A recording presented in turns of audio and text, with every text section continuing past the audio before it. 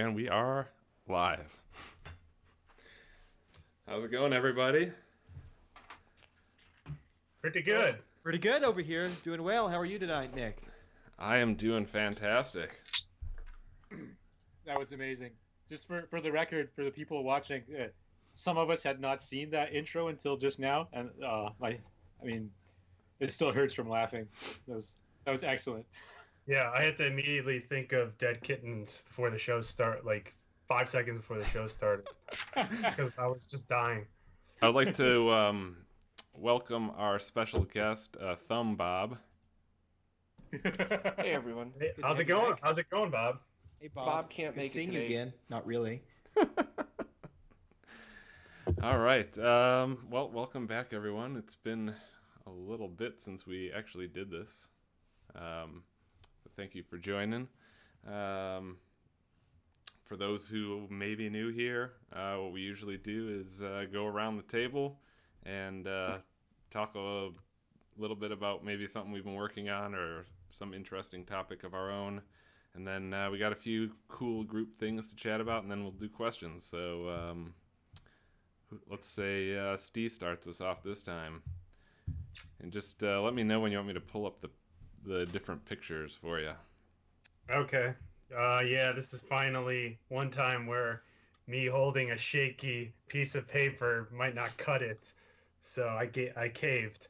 Yeah, so one thing me and Nick have been doing is kind of like getting ready for our store, and then we restocked our HD Retrovision online shop, and part of that was like updating all these like product listings and auditing the whole website, and among that is we had to put new product listings for the extension cables and the just straight up 5 RCA cables.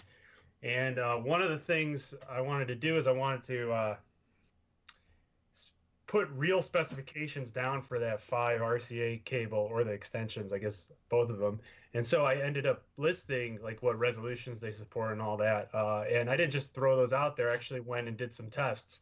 And the test I did was I wanted to see how well it performed in 1080p. So I hooked up the PlayStation 3 2/3 cable that we're making. We have a prototype of, and I hooked that up in 1080p on a PS3 and kind of looked at the output. And then I kind of wanted to see what it looked like on the oscilloscope. I wanted to know like what the cable was doing to it. And so what I kind of did is, some of you might be familiar with, I don't have autofocus on anymore, but I made this thing that a PlayStation thing can hook up into, and there's test points for the factory to test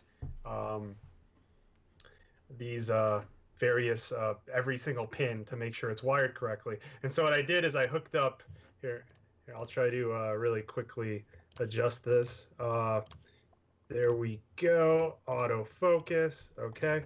And so what I did is I hooked up this connector so I can get everything broken out, and then I could hook something up in here and run it through the entire cable. And so what this allowed me to do is I have little test clips here, and I have channel 1 on the oscilloscope hooked up here, and then channel 2 at the end of the cable. And then you could see the effects that the cable introduces. So it's before it goes through the cable and all the way at the end of the cable. And you can take a look at kind of what's going on. And so for this test, I had this hooked up, had scope here, had this run through the PS2, PS3 component cable prototype, and then right into the scope, terminated to 75 ohm. And we got really good results. Nick, you can pull up the first picture if you want. All right, so the first picture is this PS3 with 30 feet, right?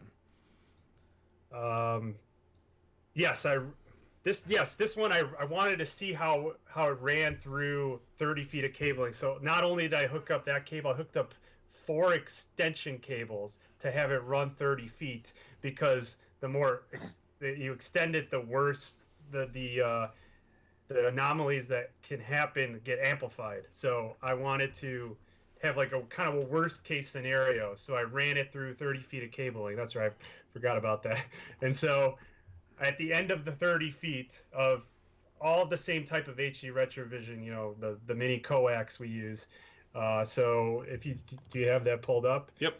Yeah. So ideally, what you want in this scenario is the signal to be reproduced almost exactly with a horizontal shift, because there's a delay going through all that cabling due to the dielectric capacitance. But you don't want any distortion. You just want to see a shift, and then maybe like a small attenuation due to the resistance of the copper. It starts to add up over time, over that length of 30 feet. And we got really good results, and that on the screen right there is showing the really good results. I compared this to 30 feet of RG 59 coax, and I got the exact same results. So okay, that was pretty impressive, that the thing, the mini coax, behaves or performs just as good as a RG59 coax in this 1080p over that long.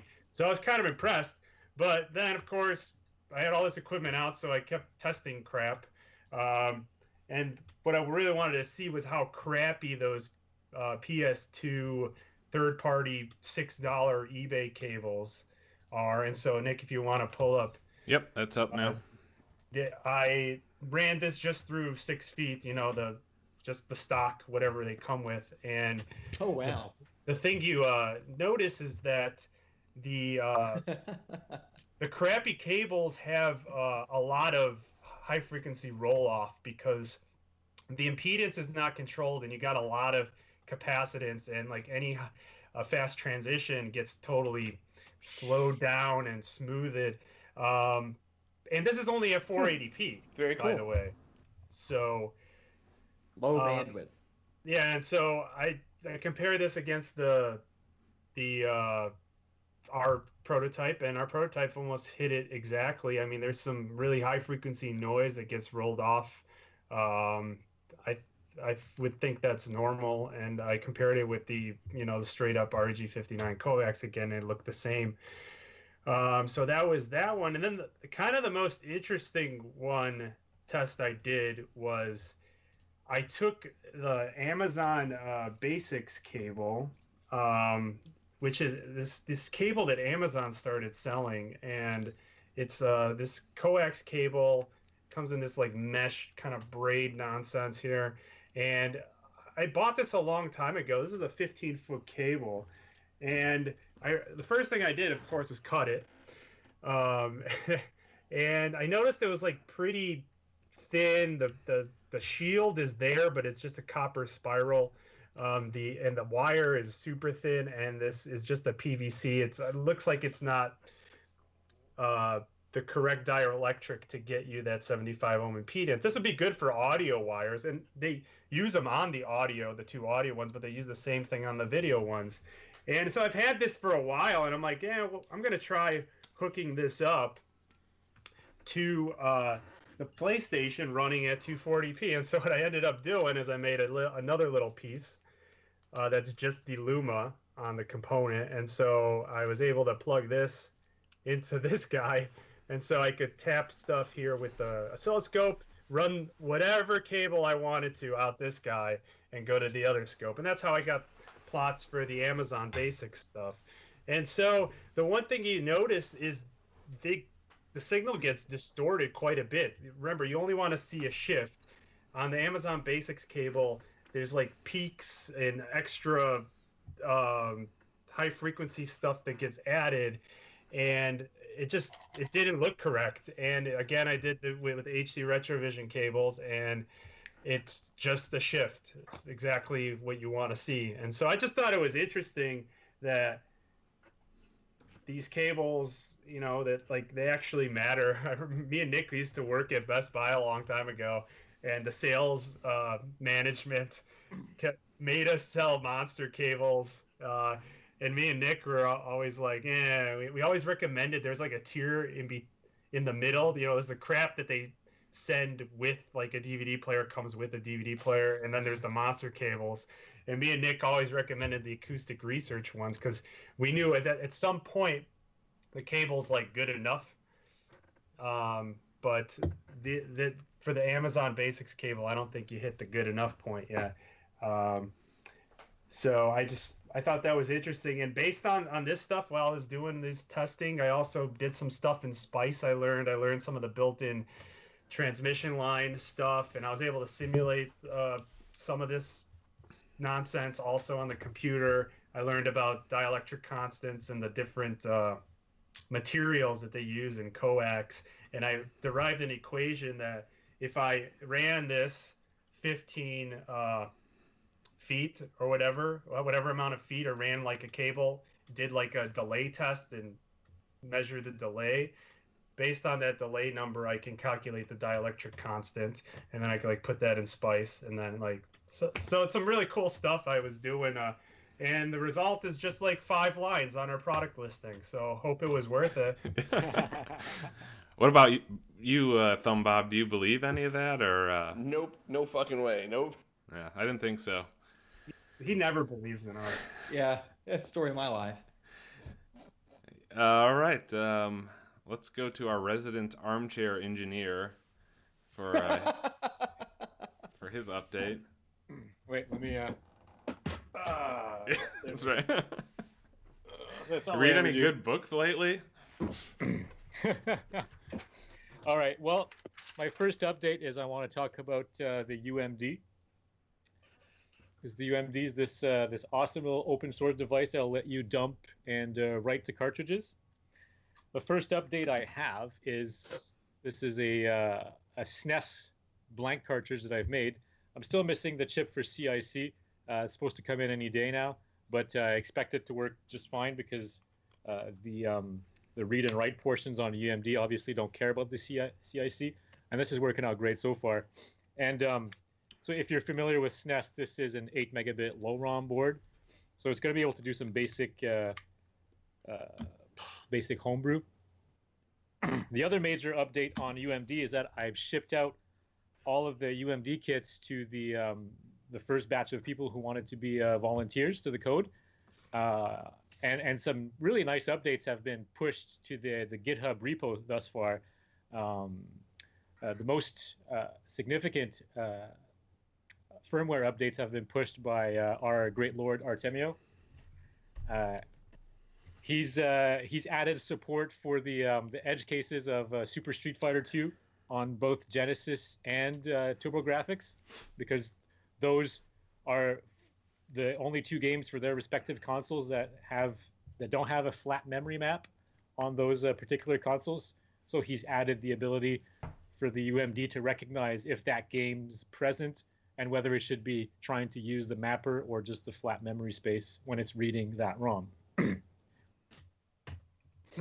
Fantastic.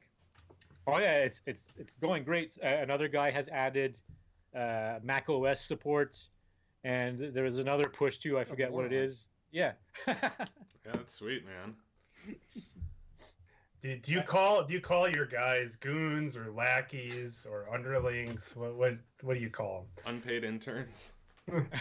Unpaid interns. That's awesome. Hired goons. I did send him all of this stuff for really, really cheap. Actually, everybody just paid for shipping, but the other major update I have is, again, regarding the UMD project is this particular board here. This is a full 32 megabit Sega Genesis ROM board. It's using level converters because, as you all know, 5 volts does not equal 3.3. Not all of us know that. Yeah, I'm going to get to that soon. I'm going to segue into that. But the reason why you need this is because above 8 megabits, there's not really anything that's either available or affordable in 5-volt flash. So you have to go to lower 3.3 volt for densities that are larger than 8 megabits. So this is what's going on here. So I've proved this is a working prototype. There's a big fix here because I can't read hold times in a data sheet apparently. But I fixed that, and this is going to work. Not going to work. This does work, and there's some really interesting and popular projects that are going to come out with this board in the very near future. I can't disclose what it is just yet, but a lot of people have backed it. I'm excited. Awesome. Yeah, I'm really excited about that. And as Nick was mentioning, not all of us know that 5 volts is not equal to 3.3. So not to beat a dead horse or anything, but I was kind of provoked earlier this week by someone.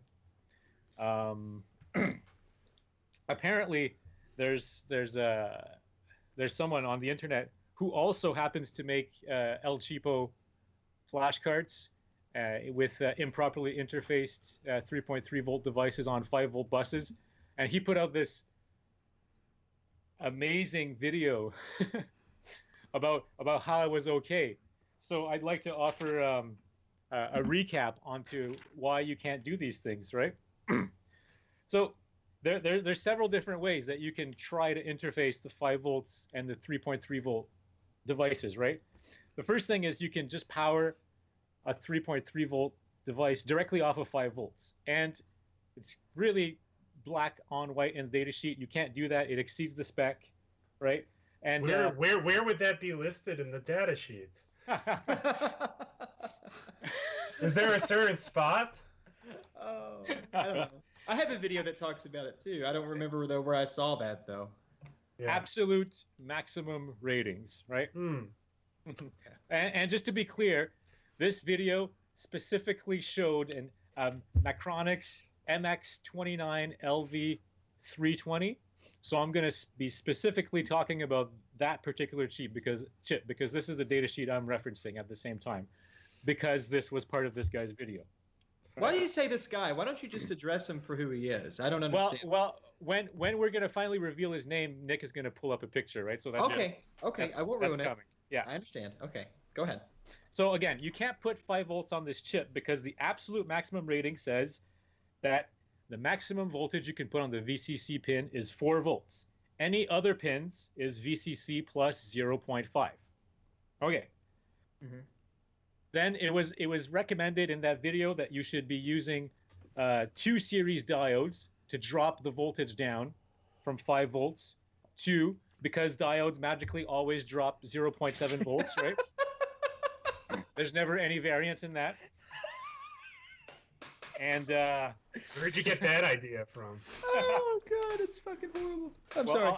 I'll welcome the viewers to reference. I think it was our last video where Steve did a really good presentation on why this is a false assumption. That's not how diodes work. We did a presentation. I don't know if it was really good, but there was a presentation. Yeah, it was okay. Yeah. It was acceptable. Yeah, it was. Yeah. Okay. And just to recap, the reason why you can't put 2 series diodes to do that is because the forward voltage of the diode is highly, highly dependent on the current that is going through those diodes, right? If we're going to be talking about the MX29 LV320, its standby current, so that means when the chip select line is not asserted, is about 5 microamps, right? Ooh. And the diode recommended in that video is the 1N4148. The forward voltage curve doesn't even go below 100 microamps, right? But at that point, it appears to be, at 100 microamps, it appears to drop 0.5 volts. So let's, for the sake of argument, use the value 0.5 volts dropped when the chip is in standby mode. Hey Renee, I'm mocking this up right now. Just what was the current going through it? 5 microamps in standby. Okay. Got it. Across 2 series 1N4148. Oh, 2 of them. Okay, got it. Yeah. Continue. I'm almost done. Yeah. And then when you assert the chip select line, when you want to read, the read current of that device can be as high as 15 milliamps, right? And then now, according to the diode data sheet, the diode forward voltage should be about 0.8 volts when it's 15 milliamps. So essentially what you're doing is the VCC at the flash chip will be idling at about 4 volts when you're not reading, and then the voltage will drop down to almost 3.4 when you are reading. So you're creating this high variance in the VCC of the chip, and that's definitely not good because. Do you want to see what Spice says? Sure. I could. So I have. What was the second current that you had? How The many read milliamps? current is 15 milliamps. 15 milliamps. Let me just run this again. And I have, for the 5 microamps, I have 4.31. So that's the standby. Yeah. 4.31 volts. 15 milliamps, I have 3.57. So when it's in read, it's actually within specs, right? But when you take it out of read, when you deassert the chip select line, you're grossly exceeding the absolute maximum ratings of that chip. So again, not very good. The other thing you could do is you can actually use a 3.3 volt regulator and power the 3.3 volt chip off of that regulator, but still inject 5 volt signals into that. But wait, there's a specific section in the MX29LV320 datasheet called latch up. And the latch up is according to the datasheet, the latch up will occur at 1.5 times VCC. And if you can do 3.3 times 1.5, that is below 5 volts. So the Macronix datasheet is telling you that you should be expecting latch up if you're putting a 5 volt signal on any pin that's being powered by a 3.3 volt regulator. Have we discussed latch up before? Does everybody know what that is? We've talked about this on like 5 different podcasts. I'm pretty sure we have. Latch up? Really? Okay. I don't think so. Really? All right. Well, go for it then. I thought we have. Well, maybe I'm thinking of Renee's video. I mean, really quickly, it's just when there's these parasitic PN junctions in your silicon. If they go past this point, then they turn on. It's a silicon-controlled rectifier, and they turn on, and they will stay on and lock up until power is gone. And so that's what latch up is. And you have to cycle the chip. Right. Yeah, it's stuck in that state. So one of the so in an effort to get by one of the hurdles is that we modified the VCC input from 5 volts to 3 while still driving the data and address bus with a 5 volt logic off of these systems. Yeah. So if your power specification tells you that, well, you can drive the bus VCC up to VCC plus 0.5, I mean, you're still getting by one hurdle to overcome the other. I think is that why people are doing this ignorant shit? Or did I say that backwards? Never mind. Continue. Okay. I'm sorry. This argument to me, it's just so it's kind of weird. The fight back against this. It's great to have unaligning opinions so we can talk about these things, but I'm sorry.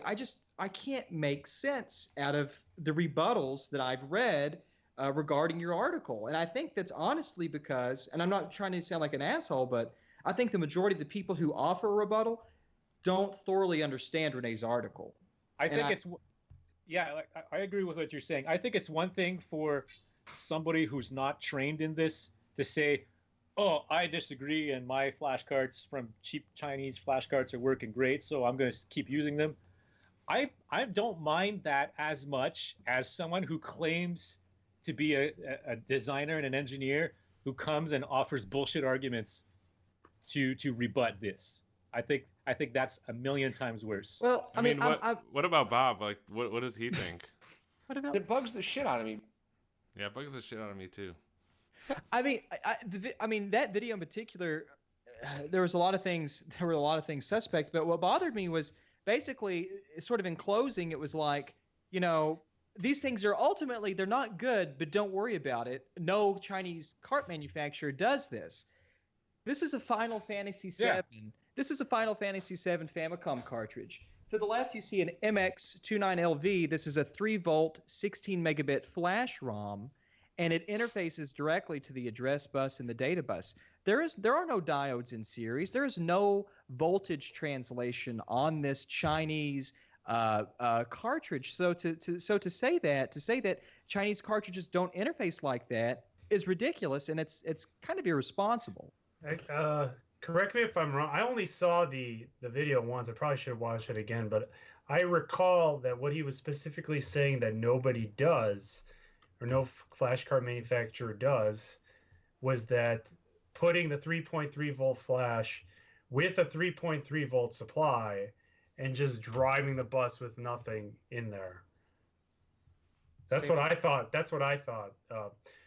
You're properly powering the 3.3 volt flash with a regulator LDO running at 3.3, but all your I/O is just dead up 5 volts, no series resistance, no voltage translation, nothing like that. I thought that was his claim. I think I heard it too. I think we may have heard two different things. Maybe I'm sorry. Maybe I'm misspeaking. Maybe I misunderstood his point. That's what I remember. I could be wrong. When was this? Like a few days ago?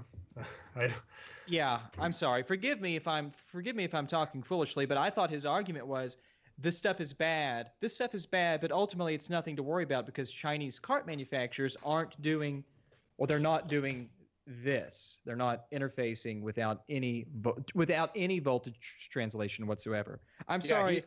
He was saying they use series diodes, which a lot of them don't. Some of them you see footprints for diodes, but most of the time they're not even populated. Well, right, and that's my point. I mean, there is nothing on this board. There is no translation. This 3-volt flash is being driven directly onto the bus with no intermediary in between, no current limiting resistors, no diodes in the front or the back, side to side or doggy style. That was my whole like what the hell moment when I watched that video. I think there was a lot going on. I think there was so much. This thing is very nuanced, so it could be easy to conflate all sorts of things. Because if you're not dropping the voltage down to 3.3, all these other things happen that are differently if you did drop it to 3.3, and then like you have to worry about all these other different things. So there's a lot going on. So that's why, like you said, there's people who claim they know exactly what's going on in every single scenario, and it's just unless you have a full-on long discussion on it, then there's no way to fully. Yeah, I apologize if I'm misspeaking or if my understanding of that is incorrect, but that's just what I took from it. At any rate, continue, René. Sexy man. And so normally I'm unfazed by these. It just goes above my head and whatnot. But I was accused of being an armchair engineer, and that insulted me quite a bit. So, hey man, that office chair I have downstairs is awesome. If an armchair engineer made that, he could probably make like all sorts of awesome things. Yeah, and just to clarify the point too, I took it upon myself to contact a FAAE from Micronics, that's a field applications armchair engineer, and I asked them specifically, can you subject your chips to 5 volts, whether it's a 5-volt signal and powered by 3.3, all the different scenarios. I explained all of it, and the answer was quite clear and quite concise from this FAE. And I would like to say that Micronics has excellent tech support. They answered pretty fast. And I'll sum up what they said, and that was, don't do that. Yeah. So there you go, directly from the manufacturer. Don't do that. Thank you.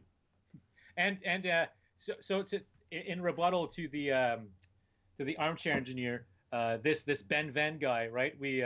This is the guy's video we've been talking about. We produced a Venn diagram of a BennVenn diagram. A BennVenn diagram, right? Of this whole situation and how it works, right? So I think it's time to pull it up now. Yeah, I got that up now. Yeah. So just to make it clear.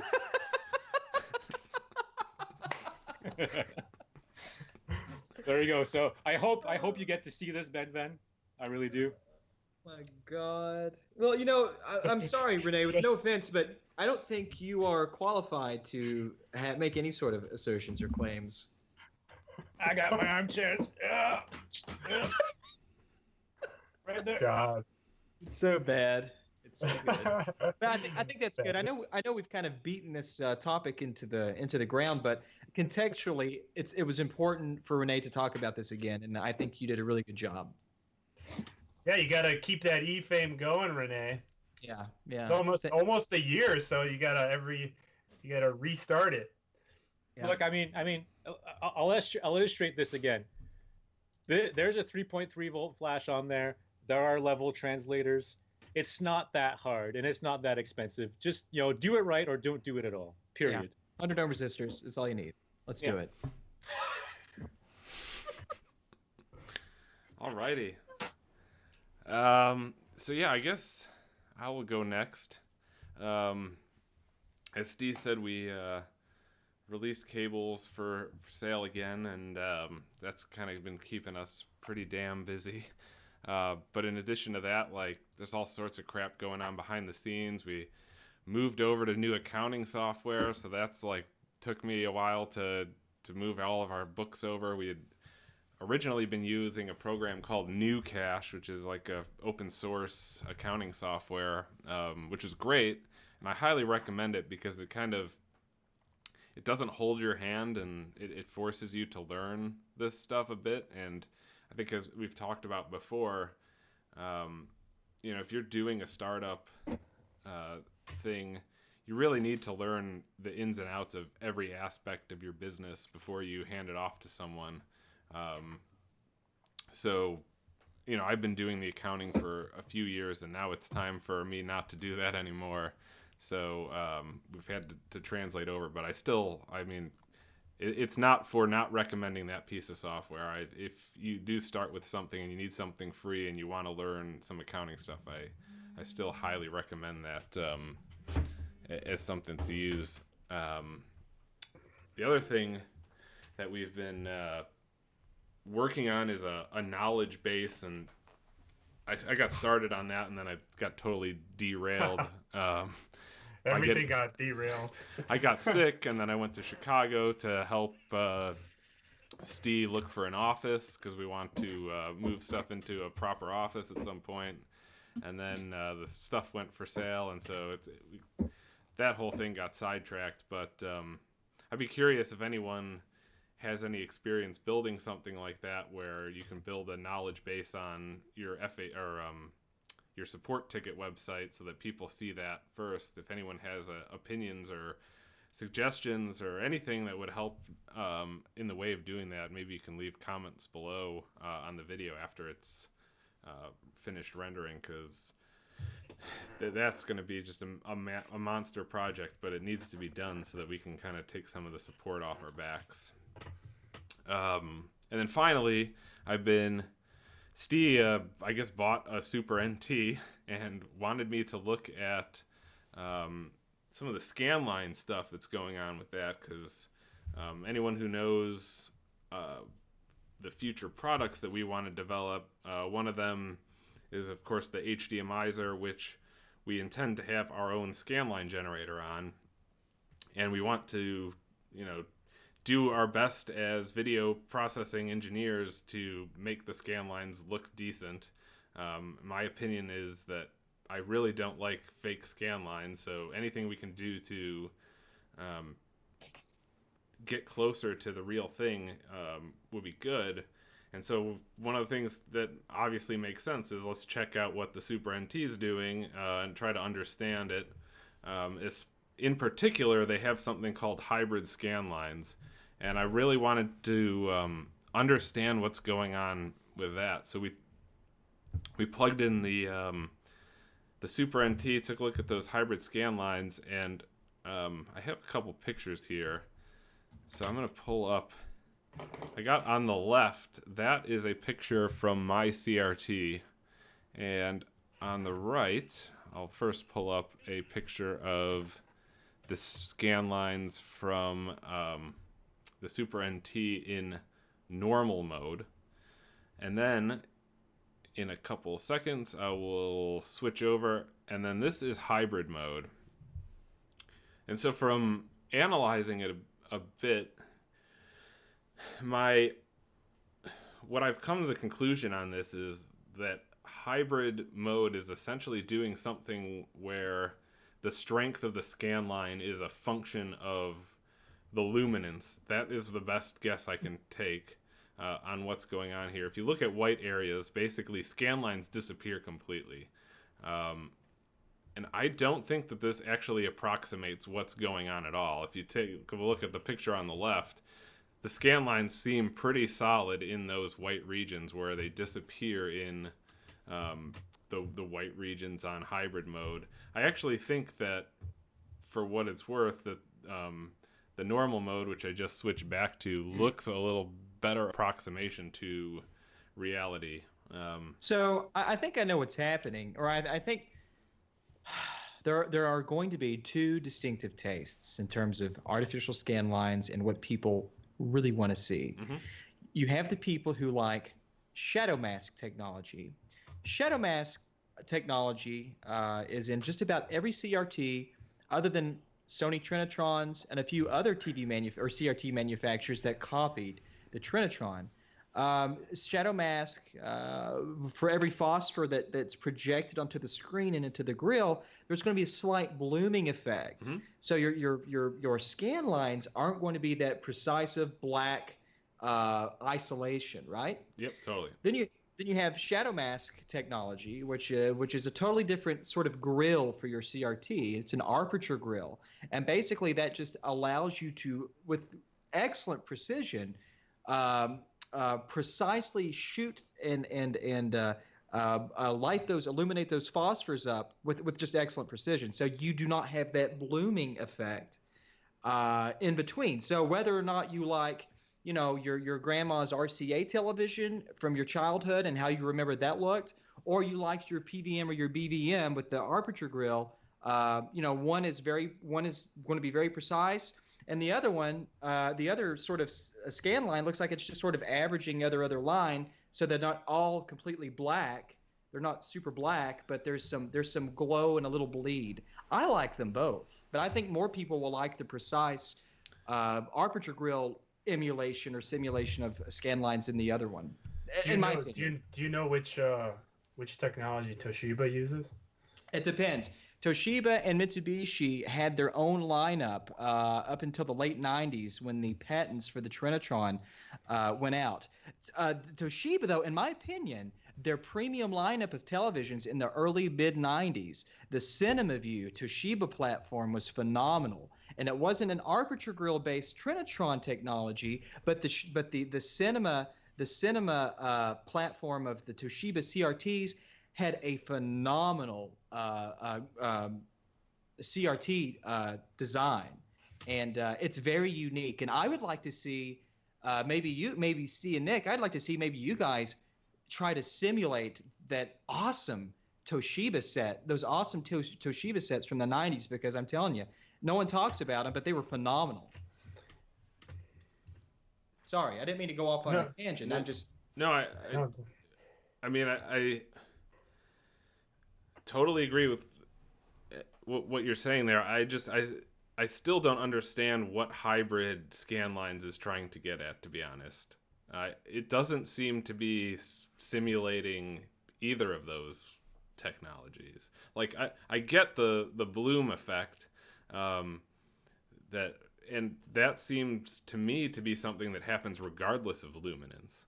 Whereas hybrid Scanlines seem to be, well, if it's a very high luminance, let's just bloom it out so that the scan line disappears. And in other regions where where the luminance is a little bit less, you'll actually be able to see the scan lines. I have not actually seen that effect on a real CRT. So I'd be curious if anyone has photos of a CRT that actually does that, but I haven't seen it.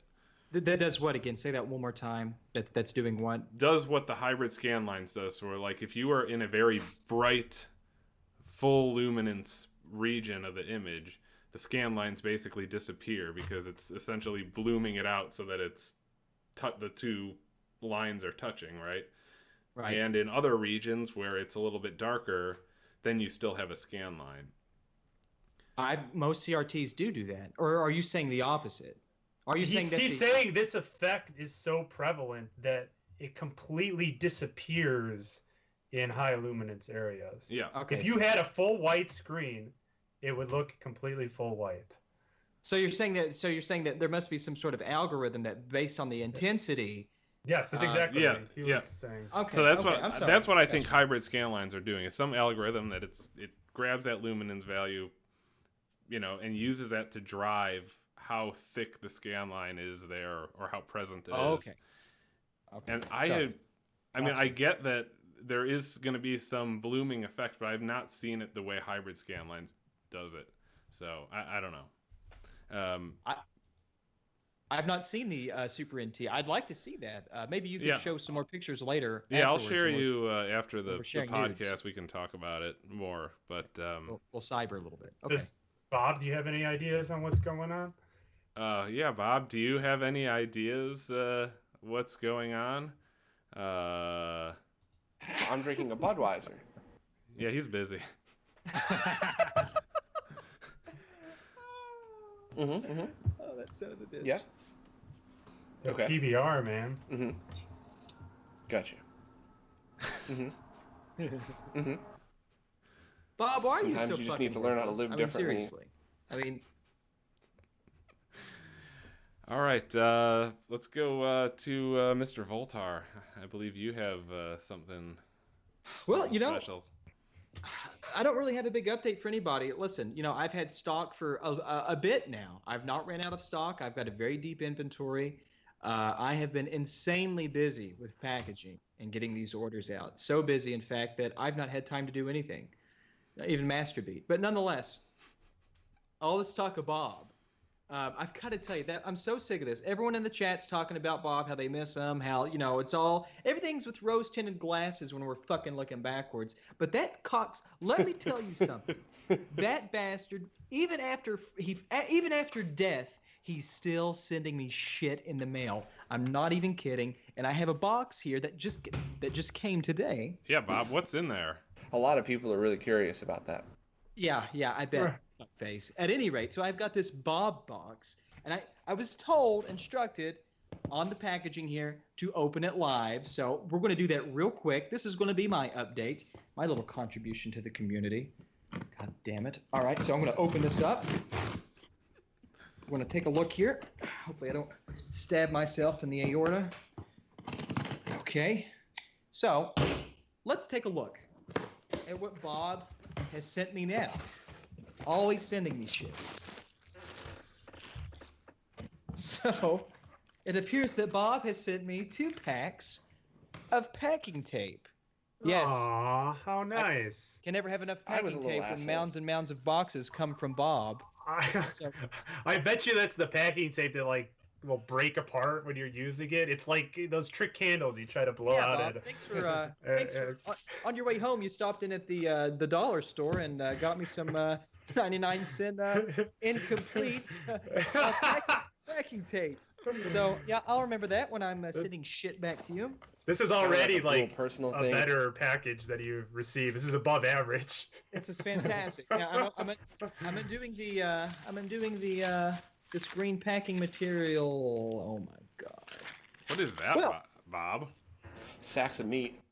Oh, for God's sake. So Bob also has this fucking horrible habit of sending me broken-ass guitar parts from guitars that he's not owned in 25 years.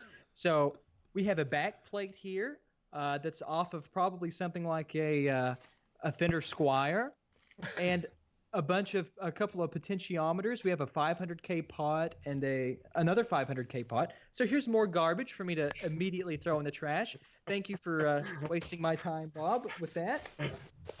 And God, I'm so. Are you fucking serious? Oh my God, Bob, really? Like, okay, so now we have a multi-out NES splitter. I don't know what the hell this is, but evidently It's probably broken. I can connect my Super Nintendo to this thing, and I can output VGA. So this is a SNES to VGA and composite and S-video adapter. I never had a complaint I about wonder it. which VGA port is broken. Yeah, Bob, can you tell me? Bob, how is this thing really nice? Tell me, seriously. I never had a complaint about it. Oh, of course not, because you sent it to me, you son of a bitch. Okay, so we've got one more thing in here. All right, let's just see what this. Why do you piece of send shit is. Voultar all these things, Bob? I loved the dude. Aw. God damn it. Okay, we have a PS. This is an A202. We have a Blu-ray module for a PS3. I'm sure this has been thrown down 16 flights of stairs. It probably survived Well, wait, no, that's very inappropriate to say that. But anyways, Bob is from New York and shit happens there. So, I'm sure this thing doesn't work. Thanks a lot.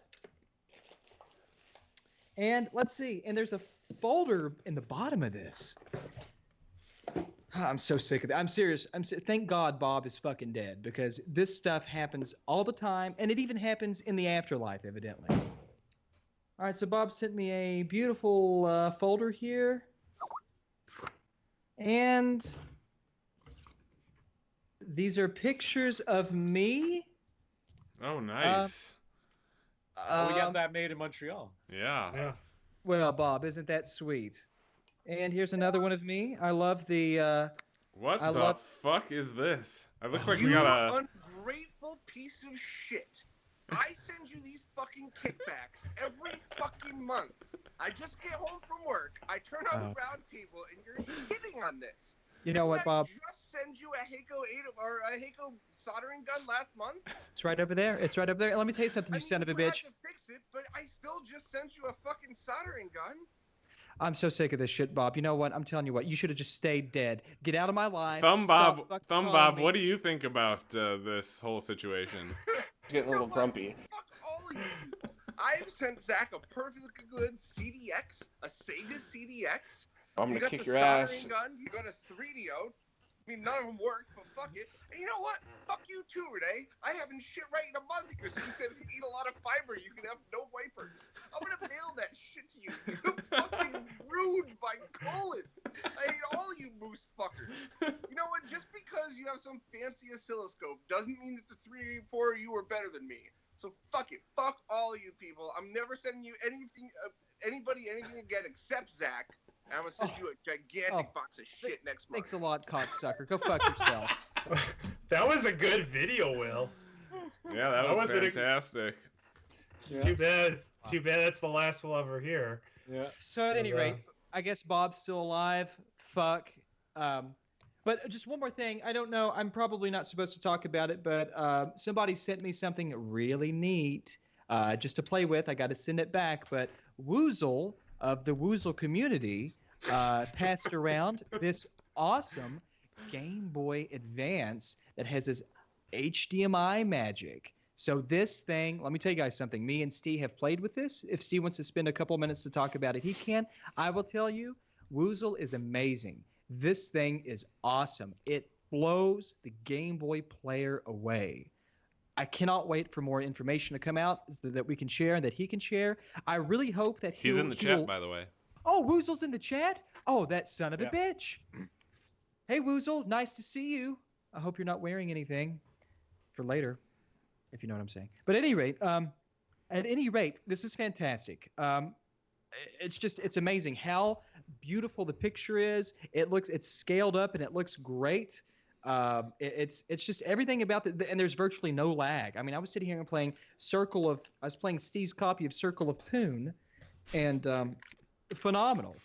And I hope that maybe he will allow me to do official. I haven't talked to him about this, but I'll talk to him about it later. Maybe doing official installation video tutorials on maybe how to install this kit.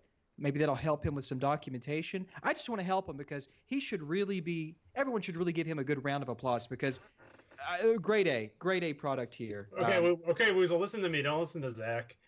Try to make this into some kind of unit where the end user can just put a board in, clamp it down on some pogo pins. It'll be like and then it turns it into a console. Close the lid. Here's your consoleized GBA. Don't let Zach go off and start doing all these mods and stuff, and then make it so other people have to send him crap and send stuff back. Just cut Zach out of the picture completely. So just turn it into a standalone device that the end user just takes these circuit board and all the control signals, get clamped down, hook up the ribbon cable for the video, close the lid, boom, consoleized GBA. You don't have to deal with Zach at all. Steve, that's a very enterprising idea, but how are you going to get all that I/O out of the Game Boy without ever cracking a screw? With the pogo pins. Yeah, but where are you going to put those pogo pins? How are you going to get access to the main board without turning a screw and deshelling the Game Boy Advance?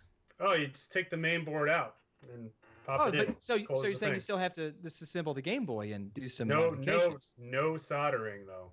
Okay, so solderless, but still very much modding, very much moddable. It's you're taking it apart and putting the unit into this standalone Okay, that's unit. enough. Turn it in. Woozle, I just want to say that's why we call Steve the $1 billion loser. Nobody listens to him. Okay, you may want to do that. That's actually a good idea. The only thing that I would say is I love this. This is fantastic, but I think maybe we could just do a little bit of polishing and make this just a little more modular from an install point of view. Talk to me. Maybe talk to me and Steve. I think I can help you with this. But nonetheless, guys, the GBA HDMI, I mean, cosmetically is one thing, but the way it played, I had a ball. Steve, do you have any thoughts? Did you play? Did you play it? I did, and I want to say that one of the reasons I really like it is because it uses a Spartan 6, and that's exactly what I would have used. So it's a purely emotional, zero logic. So yeah, go ahead, René. So this is going to be available before GC Video, right? Why do you have which to ask GC video? Which one? Yeah, I'm so confused by that. You mean the Eon Gaming one? It's already of out. course. Yes, that's the one I'm talking about. Yeah. Or the Dan Citrus has got his going. Yeah. Is his out yet? He's done, isn't he? I think so. Yeah, he's got stuff out. Okay, real serious question, and we're just being kind of cute, but is Badass Consoles dead? Is he alive? Has anyone heard from Michael? Seriously, I was kind of worried about him the other day. I was going to message him. I haven't heard from him in a month, probably. All right, we need to check on him. Good guy. I just hope he, God bless him. We'll pray for him tomorrow. I'll put him on the bulletin board at church tomorrow. So this is a perfect segue into something. Zach, were you done with your update? That's all my update. Oh, just one quick thing. I want to talk about the advanced burner. I have a drawer over here with all of the materials. I have the A-Tiny. I have the A-Tiny 13s, and I have my programmer. I'm going to start debugging some of this firmware, first on the scope to see how my PWM stuff's working. But hopefully within 2 weeks, guys, I'm going to pass Steve's Game Boy. I'm going to do his, and then I'm going to do mine. And we're gonna really iron it out in terms of we're not going to iron it out, but we're going to play the shit out of it. And if everything looks good, I'm going to GitHub this, and you guys are going to be able to just no cost, just spin up some PCBs and make your own. Sweet. Yep. Screen brightness controller for the OG Game Boy penis pumps.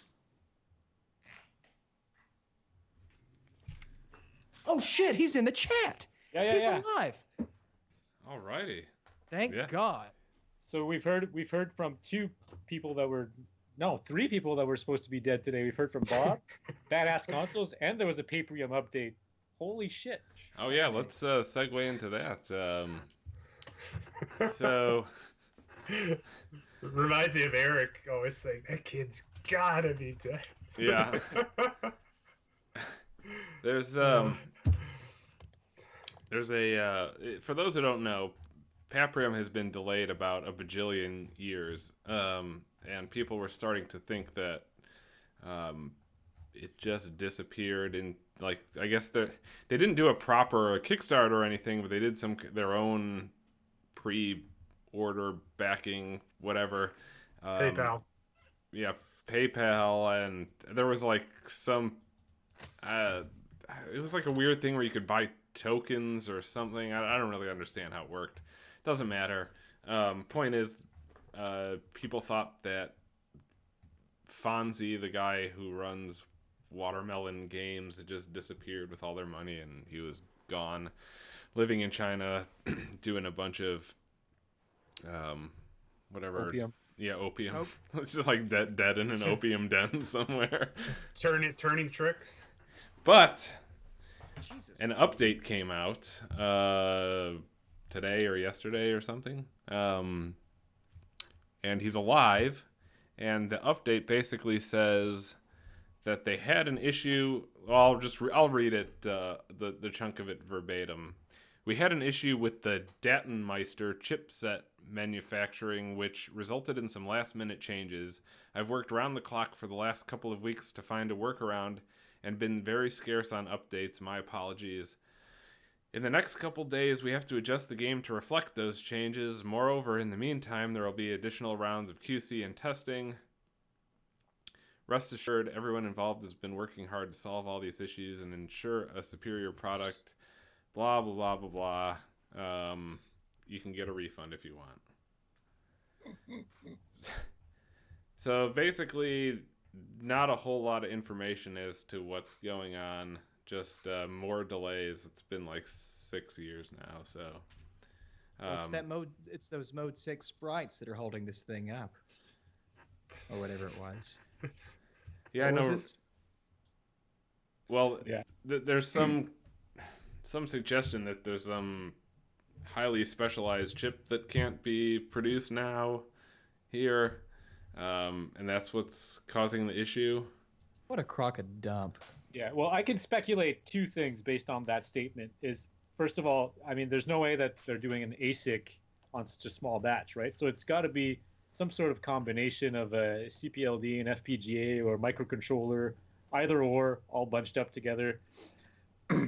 Point is they're saying they have a manufacturing issue, but I mean, clearly it has to be an off-the-shelf part. So I can't see that being the case. So the other speculation I could make, aside from stock levels or availability or that chip going not recommended for new designs, is perhaps their design interface to the special chip simply doesn't work, and they've realized that the hardware is not going to work out the way they intended with the software.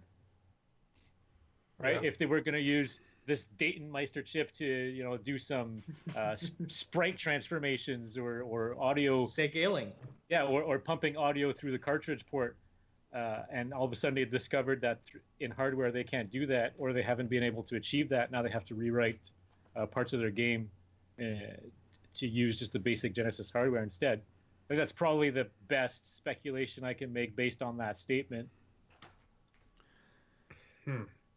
I think it's you know what I think it is? We talked about this a bit earlier, but I did say, I wonder if it's going to be one of those things that play out like, hey guys, we're working really hard on the game, but unfortunately this custom chip that we've spun up here to handle all this badass graphical goodness isn't going to work out. Therefore, we're having to edit the game and the graphics accordingly because of that. So in other words, I know this is a really lame excuse, but it's the only clever one I could come up with for why the game is going to look totally watered down and like total shit and be a stark contrast to what all those nice flashy pictures you saw initially were. Because I'm sorry, I think this is going to segue into a rationale behind why the game doesn't look like it looked in its presentation before it ever came out, if it's ever released at all. Hardware didn't work out. We had to scale the game back. This is why it looks like Streets of Rage 1 meets the Super Nintendo. Meets the Famicom, 1983. Yeah, I mean, obviously none of us have done our own analysis, but there has been someone online that did that took a look at some of their promo images and did an analysis of how many colors were in the image, and basically kind of showed that either this is just like a doctored image to look nice for sharing, right, or like this is totally impossible because it just can't be. The Genesis can't reproduce that many colors, right? Right. Yeah. It was like 1.5 million different colors or something ridiculous. Was it a JPEG? It was a PNG, I think. Was it a Targa? I mean, if it ever went to JPEG, then it's reasonable to see that there's a bunch of colors. But the same analysis, I mean, to be fair, he took a screenshot from Tanglewood and he showed that there was only about 30 colors in that screenshot, right? Right, but if you compressed it to JPEG, that would change. Right? Yeah, so I mean that's why I caveat it with we haven't done our own look at it, but it's just totally looking at those Paprium screenshots, it does seem a little far-fetched because I've never seen a Genesis look anything like that. That's right. Okay, so what does this come down to? That they just were operating beyond what they thought they can do. I know human nature is gonna make many people assume nefarious activities, but I doubt that they would go to all these lengths if their original intent wasn't to make it look like the images that were posted. I don't see really? it. for that. Why would you? Yeah, why would they do it? It doesn't really make any sense. Well, does maybe it was Mike just Kennedy ring a bell to you? I mean, yeah, true, but I mean, Watermelon come on. has put out a game before. Sure. I mean, my suspicion would be just that it was overly ambitious, and now they're running into the constraints of reality. And so you believe they've exceeded their own skill set, and this is reality of that. not even their own skill set, the capabilities of the hardware that they're designing for. Yeah, sounds to me like somebody pitched to them this magnificent cartridge chipset that they could use, and then they started writing software around a non-existent piece of hardware. Well, I certainly think that it lends itself to the theory of that maybe not necessarily being nefarious, but not being exactly just not being entirely honest. The silence and the duration of that silence between updates, to me, certainly suggests that there's a little bit more than just straight honesty going on here, because clearly there's something amiss. And this latest update is just more bullshit. It's more air. It's just more magic smoke up somebody's ass. Of course, as a company, I don't suppose it's very healthy to say, "Hey guys, we done fucked up. We bit off more than we can chew." Nonetheless, Well, you understand. I mean, let me put this You see what I mean? in perspective a bit. In December, they were saying it was going to be 1 or 2 months before this thing was shipping. If you looked on their Facebook page, people asked because they posted some really stupid picture of Fonzie wearing like a thong, and not like understanding that people were already pissed that this thing is delayed beyond all reasonable belief. And so they posted some joke picture, and people are like, well, dude, what? Come on, man! Like, give us a real update. What's going on? And I saw at least one reply where they were like, "It'll be a couple months, 1 to 2 months." And so February, March comes around, and people are like, "Well, what the hell? We haven't heard anything still." And now, in response to people, they're basically saying September or October this year, which I don't think anybody believes that that's going to happen. They said for the 30th anniversary of the Mega Drive release. Yeah. But they may be talking about the 30th anniversary of the European release, right? That puts it out even further. Yeah, I don't understand. Like, we discussed this before. Like, we had on, I think, on the last podcast with the how to run this type of project, crowdfunded type of project, and we talked about, like, it's worth it even if you don't know exactly what's going on. You're better off telling people what's going on, even if the news is bad, because 95% of the people are going to be like, "Oh, okay, cool. I know what's going on at least. Keep trying." Yeah, I mean, this one seems to be... I don't know if people would be as understanding this time, though, because it's... Well, because of the history of being silent. Yeah, maybe. Right. That's my whole point. If you were being like, "Oh, crap, you know what? Look what happened. We're super sorry." So most people, like, only the small amount of people, the ones that like open their mouths are the ones that you see pissed off. Most people, they're just happy with some sort of knowledge of status. Yeah, I should give full disclosure on my end.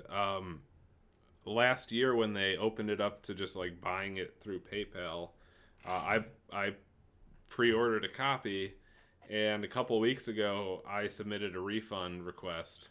And not because I care about the money. Like, I honestly don't. I've backed Kickstarters before where they've, in updates, said this is not going well. If you want your money back, just let us know. And I've never claimed it.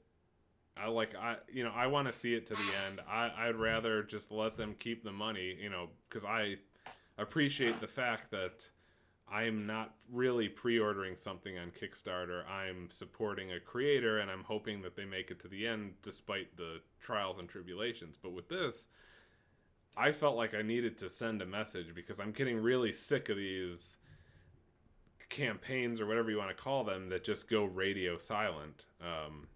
And as we discussed last time, like, shots fired across the Toe Jam and Earl guys because they just went radio silent for 6 months, and I didn't think that was acceptable. And now they're all of a sudden sending out updates again, so I think that's nice. But with this one, I'm just like, I don't want to deal with these guys anymore. I'm going to be part of this group that's requesting refunds en masse. Like, if you look at Sega 16 forums, there's a lot of people on there that are sick of this, and they're requesting refunds. And I think it's probably what's caused them to finally release a statement is, people are just saying enough. Like, this is stupid. We can't trust you guys anymore. Yep. Yeah, I have a pre-order for the game, and I'm gonna keep it, not because I care to have the game, but because I want to.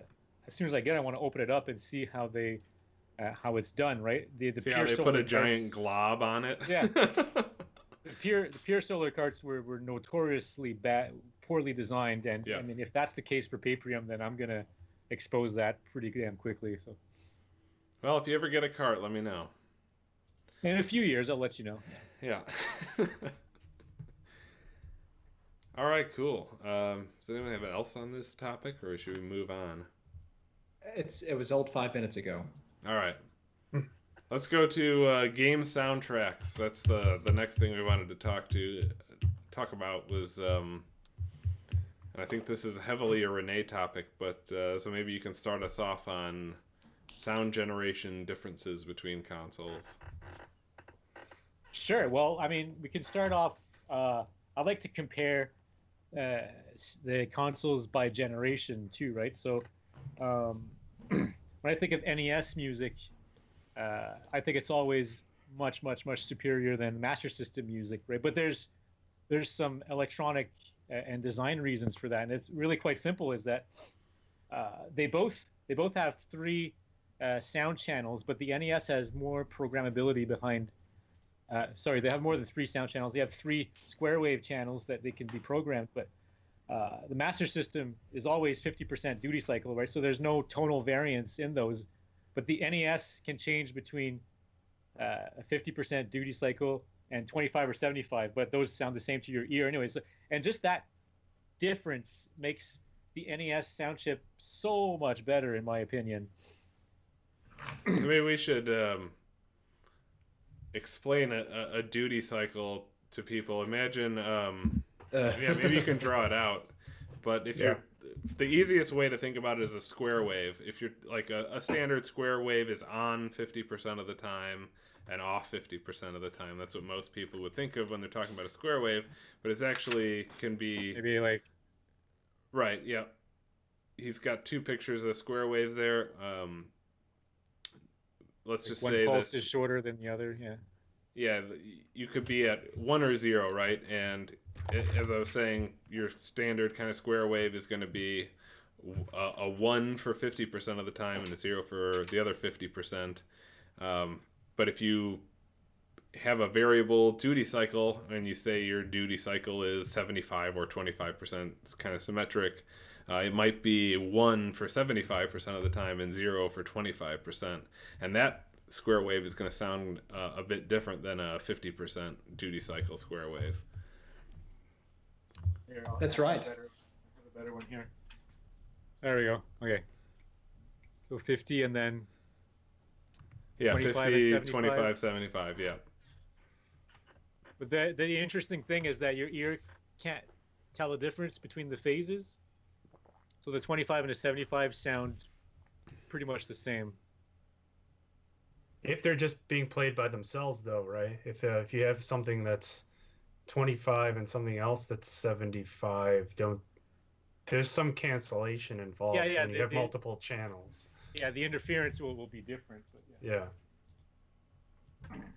It's beautiful, René. So what else with the Master System and the NES? Is that it, or then moving on to like Super Nintendo and Mega Drive? Well, doesn't the NES has a sample channel where the Master System doesn't? Is that right, René? That's right. Yeah, the Master System just has a feedback shift register to generate noise, and that's used to simulate percussive sounds. But the NES, it does have a rudimentary DAC on it. Yep. You can use the different volume levels of those square waves on Master System to output samples, and there's some games that do that pretty effectively, but it's the linearity is very bad, so you have to do a lot with your samples beforehand to make it sound good.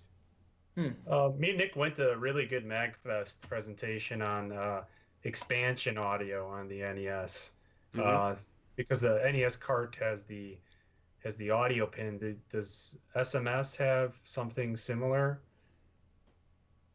No, you can't feed audio into the Sega Master System through the cartridge port. But it has the FM, right? Yeah, you have to do a mod though to get it in there. No, I mean like SMS has the ability to play the FM. Oh, well, so the Japanese Master System does, and the Japanese Mark III you can install the FM module. So, right. I think it's worth explaining what the FM sound chip is doing there. Oh well, so Sega added the FM sound chip for better sound. Most of the arcade boards during that time did have a FM synthesis for music generation. On Mark III, there's a module you can plug in to get the FM sound, and on the Japanese Master System, it was built in. On the American console, it wasn't there. So a lot of games will test on which version of the console they're running on to decide which sound chip they're going to attempt to use. There's also this really neat thing. I don't know if you've seen it. It's like the Power Base Mini FM. It's a really cool design, and it allows the FM to be played on Mega Drives. Oh, I didn't know that, Steve. Oh, I want that. Is it got a real? Does it have a real YM in there? Or is it? Do they have like a? It's not an implementation on a core, is it? The YM 2118 or whatever. No, I hear it's a real one. I bet it's a piece of crap and doesn't work. It probably has really bad yield or something on those chips. Yeah. The yield is horrible. It's about 80% on those chips. Yeah, quit going to AliExpress. What a dumbass. Whoever that guy is really is a moron. Yeah, seriously. Doesn't even know how to design anything. Probably sits in an armchair all day. Oh, he sits in an armchair all day. The guy's just not qualified, but at least he tries. Yeah. But yeah, go ahead. Sorry, René. So the FM on Master System is kind of limited because the instruments are mostly static. So you've got, I think it's 9 default instruments, and that's it. So you've got to pick from what's already programmed in there. You can't go in and play with all of the operator levels like you can on a more advanced FM synth chip, like the one that you would find on arcade boards or on Genesis. Okay, so on Genesis, let's go to Genesis and Super Nintendo. I just want to mention real quick that the fact that the SMS can support frequency modulation is actually really cool. That's a super powerful technique, and I recommend that anyone who's got enough of a math background or is interested in music go learn a little bit about frequency modulation, because you can get a ton of interesting dynamic sounds out of doing that. I mean, the basics are you're using the amplitude of your base signal to control the frequency of another signal, and that allows you to generate some really interesting textures. And a lot of music that you hear, pop music, anything kind of modern, uses frequency modulation with a lot of the synthesizers that they use. So I think it's just worth pointing out that that's a technology that's still used today to generate a lot of interesting sounds. So yeah, a lot of most of the music from the 80s was probably recorded with some form of a Yamaha synthesizer. So everybody's heard this. They have quite a distinct sound. I'm in love with that sound. I love the sound that they can generate. But yeah, like Nick said, it's very it's worth learning how this thing this FM synthesis works. It's really interesting. Yep. The SID beats them all. You guys can talk about all the consoles you want to, but the SID beats everything.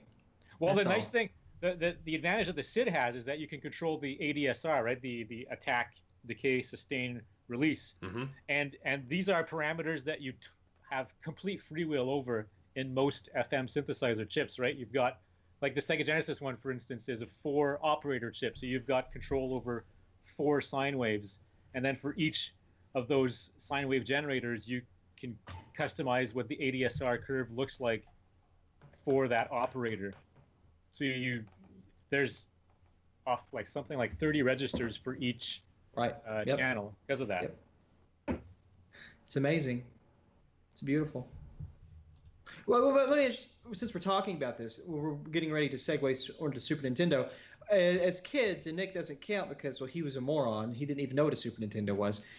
Did you feel like you were getting cheated in the sound department? Like, some games really lended themselves beautiful to FM. Other games were terrible because of the FM limitations. Mostly, most of those limitations were due to memory. If you had more memory on board, you could have a lot better sound on Genesis games. But nonetheless, was that a big turnoff for a lot of you guys, playing a good game on the Super Nintendo? And the game still played really well, looked great on the Genesis, but the sound was just shit. Yes, Zombies Ate My Neighbors. Yeah, I like the sound on that, but okay. I don't. But the NBA Jam TE had this crazy awesome solo when you're picking your characters. Like, I never wanted to finish picking my team because I want to listen to the damn solo because it sounded so good. And on Super Nintendo, it sucked. Super Nintendo, like during the game, there's almost no sound, right? Where Genesis has music going on too. Yeah. Right.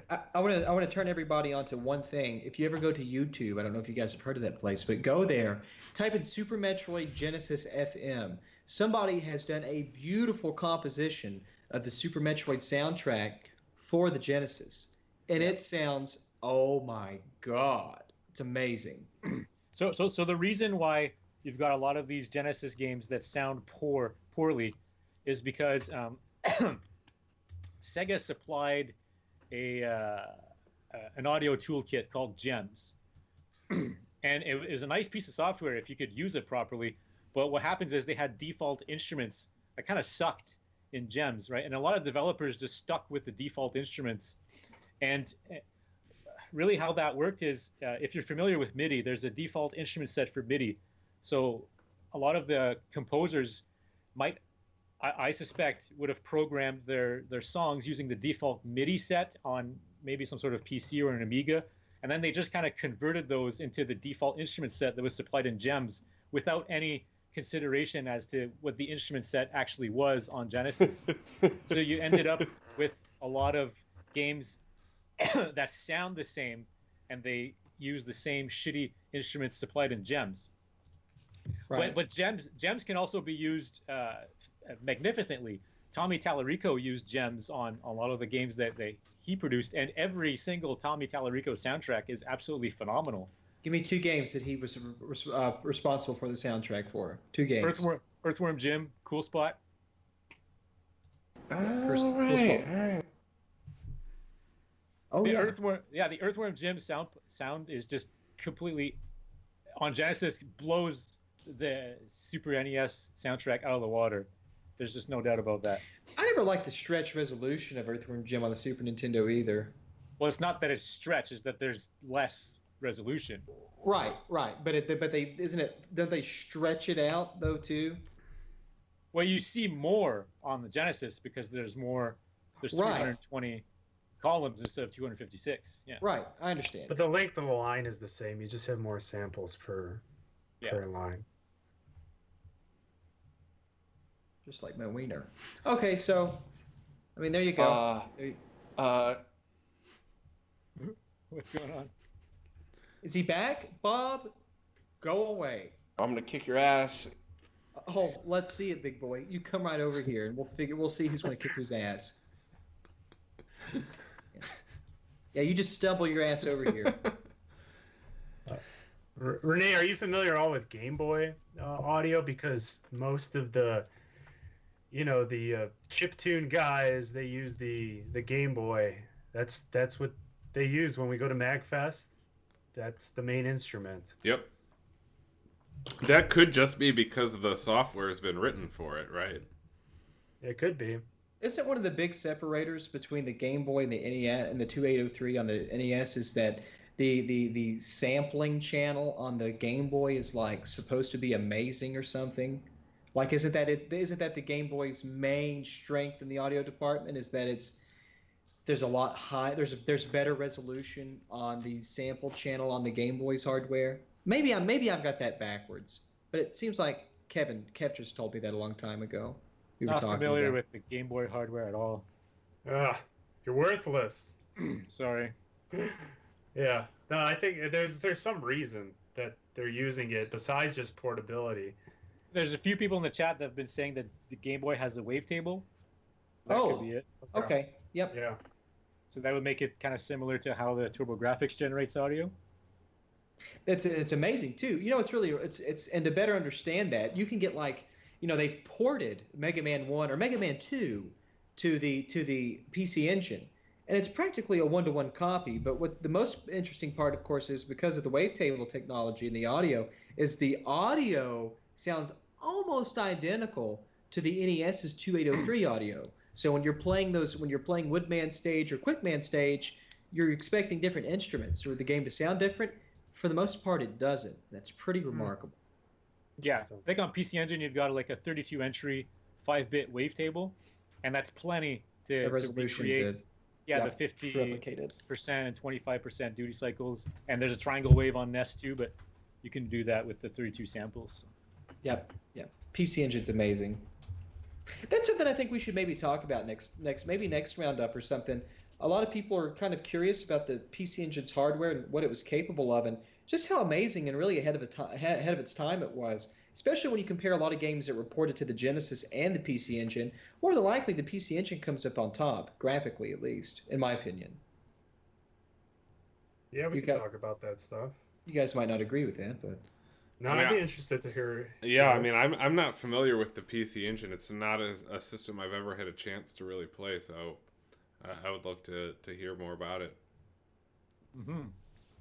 Do you know anything about the Saturn chip, René? Because there was a different MagFest panel we went to where they talked about all sorts of different consoles and their sound capabilities, and there's something about like the Saturn chip that nobody really has used to its full potential yet, and they musicians want to use it for their projects. And I've heard that too, and I know that on Nights into Dreams, it's not like just a streamed audio playback. They're actually using the chip as it's supposed to be used to generate the audio, but I don't know how it's done. I'm not sure. I just know that Nights into Dreams does it. Okay. Hey, can I ask? Go ahead. I'm sorry. Oh yeah, I remember it was like some very few games used it or something, and to its full potential. And yeah, that's what I heard. That's what I remember from that panel. I was just wondering, since we're talking about the Saturn, I've heard this said a few different places, and I really would like some clarification on this. Is this internet mythology, or is there in fact a video mode on the Sega Saturn that when it is exercised, it does in fact produce and generate jailbars on the screen? And if that is the case, is it also true that HD rectal vision cables cleans that shit up? Right, and why? If it does, let me just make an addendum. If it does, in fact, if the system does create jailbars under this particular video mode, why? There, I'm done. I think, isn't that something that was in our Q&A? Yeah, we have that in our Q&A. We can move on to that now if we've covered. Was that in there? I don't even open the damn thing. I swear I didn't know that was in there. Well, we talked about FM synthesis, but I guess we should briefly mention the audio generation on SNES is go for that. And then we'll come back to the Saturn stuff. Yeah, the audio generation on SNES is a drastically different system where it uses samples. It's all sample based, and the severe limitation you have on SNES as opposed to Genesis is that you're limited to 64 kilobytes for any type of sample that you're going to load on there. And some artists like Yuzo Koshiro, there's public interviews that you can read with them, and they've claimed that they were severely limited by the audio RAM on SNES when composing music, as opposed to Genesis, where they can change register values on the fly and have access to a plethora of different sounds. Like if you listen to the Streets of Rage 2 soundtrack, and you know a bit how FM works, you can hear the composers constantly changing the operator values in the instruments to achieve a wide tonal range, and that's just something that you really can't do on SNES. It would have been impossible using a sample-based system because of the limit on the size. Not like if you had an unlimited size, presumably you could do anything, right, with a sample-based. Yeah, and presumably the boilerplate code for reverb was used way too often as well. I mean, oh yeah, it ruined so many SNES soundtracks. That fucking reverb. God damn you, Ken Kutaragi. That's true for a lot of Mike Night bands as well, and just going to see shows. The reverb is overused. Everything sounds better when it's reverb to hell and 10 times too loud, right? Yeah. All right, Kirk. Okay, Kirk Hammett. My opinion is reverb is something that occurs naturally in a room. You should not have to simulate reverb. Right, just like making love to a woman or an animal. All right, let's move on to the Jailbars topic. Yeah, because I think it's an interesting one, and I don't know that we necessarily have a great answer for it. So I'll just pull up an image just now. Didn't think you guys would. Fuck.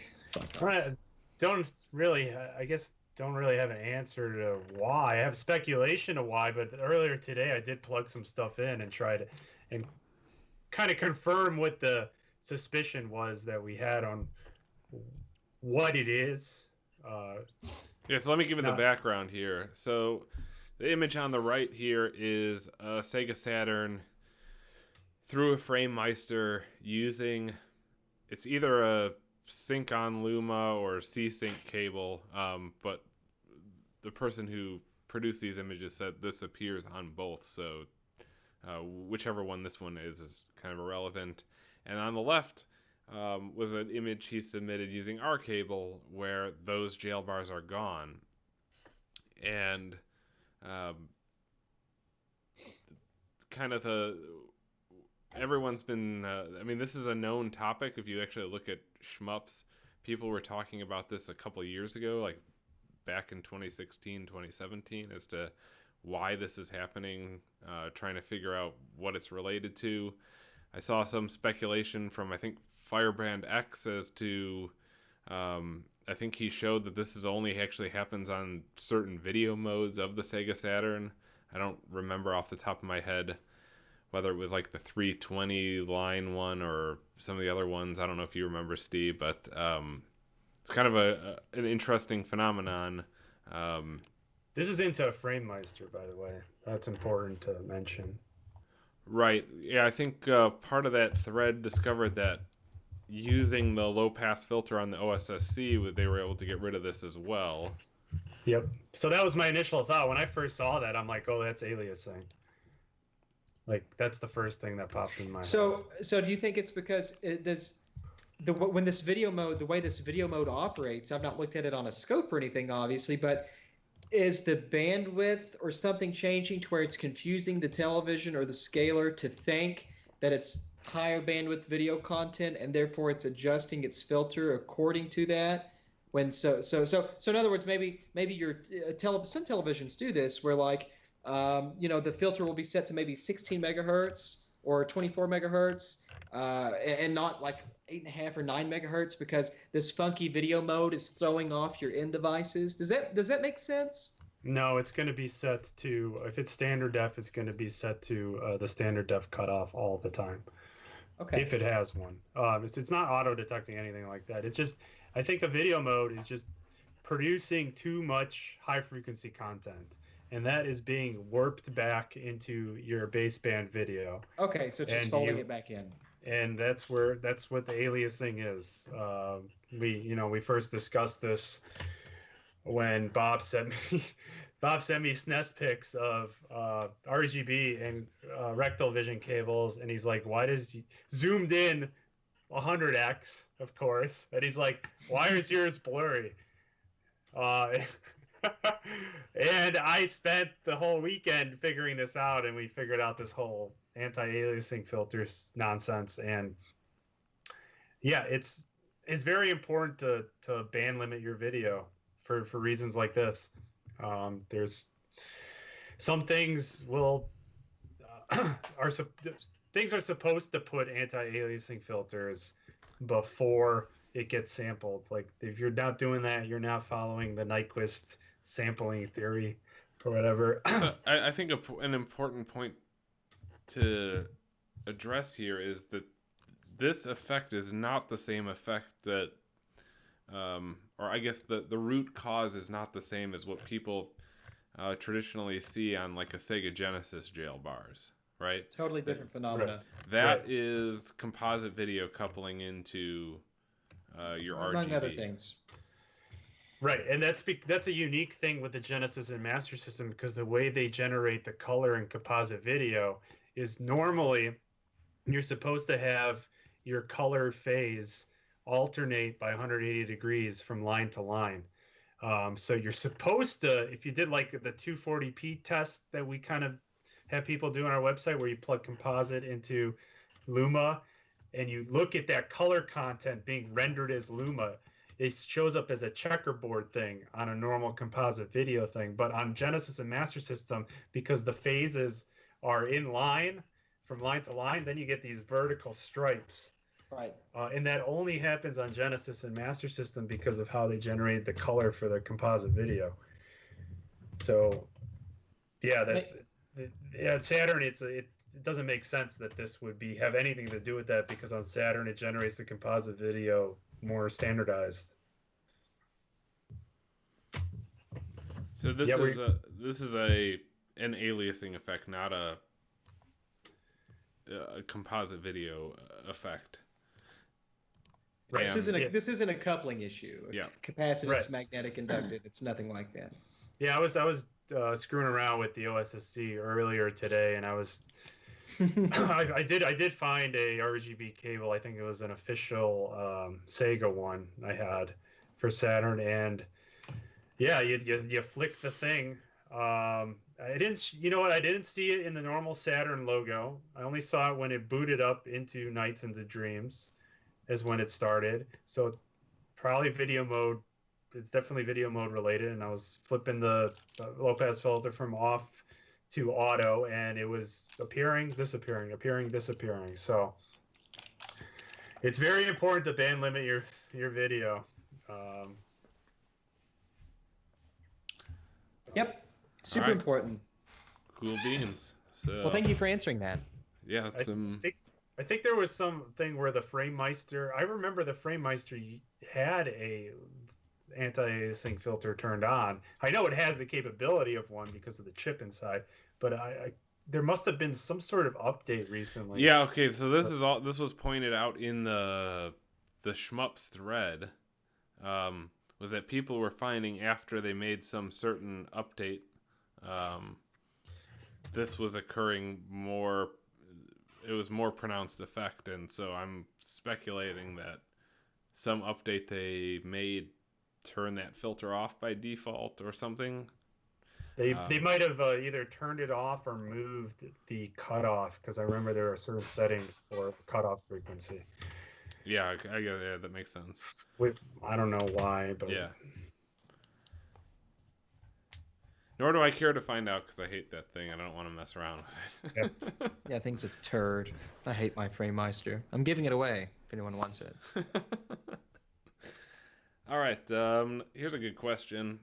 Oh, and by the way, we don't have that many questions today, so if you have Thank God. Things you want us to answer, you can put them in the chat, and maybe one of these other guys will see it fly by.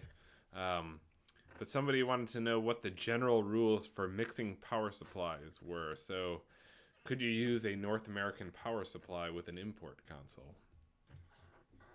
Depends on what the console is. I mean, if it's something that, if we're talking about old systems like a Super Famicom or a Super Nintendo, anything that has a linear regulator inside it, it's 16-bit era and below, 7805 or those linear regulators aren't going to care what kind of power supply you jam into it, as long as it's the right voltage and the amperage is enough. But when you get into things like the PlayStation, where you have these internal sort of some of them are switching supplies, but when you have these internalized power supplies, PAL systems, PAL Sega Genesis, or I'm sorry, PAL Sega Saturns and PS1s, they might not switch between 120 and 240 volts. So plugging a US system, US Sega Saturn up directly to in PAL land would be disastrous in a lot of ways. So my thoughts on this are, as long as the AC side is matched with what you're plugging into it, with what's coming out of your outlet, right? You need to check that accepts 120 versus 240. Right. Not only that, I would even go as far as I don't recommend people using the Japanese power supplies here, because they're designed to run off 100, and the transformer is a certain step down ratio to get to a certain voltage. And even though, like Zach said, that it's going to the 7805, because that step down ratio is less than it would be if it was a North American transformer, because that knows it's got 120 coming in, you're going to burn up more heat in the 7805. And I think it's better to just avoid doing that if you can, because the resultant voltage going into the console is going to be a volt or two higher. You're going to burn that off in the 7805. And so I think it's the best thing you could do is get the universal switching power supply, the one we recommend on our website, and buy adapters. If you're going to do that. Okay. What's the current rating of that one, Steve? I'm using it myself, but I can't remember. What's the amp? What's the max? Or what's the current? What kind of amp draw can you put on that bastard? I'm pretty sure it's 2 amps. Oh wow, plenty for my body. Yeah, and it accepts, I think it's universal 100 to 240 or something. Okay. But yeah, that's what I'm concerned about, is to just match if you're North American, and you're plugging into North American electrical, you're good as long as you know that the voltage in the plug is compatible with the console you're plugging into. But yeah, that's where the concern is for me. So I guess the answer is no. There's not a general rule other than you need to look at the adapter. Yeah. All right. Why is there no RGB mod for the Commodore 64? The reason there's no RGB mod for the Commodore 64 is, much like the NES, the VIC-2 graphics processor, it only works in the luminance and chrominance. Those are the only faculties that it supports. There are no outputs or pins available on that chip that will actually allow you to access the digital video or anything like that. There is no analog RGB output.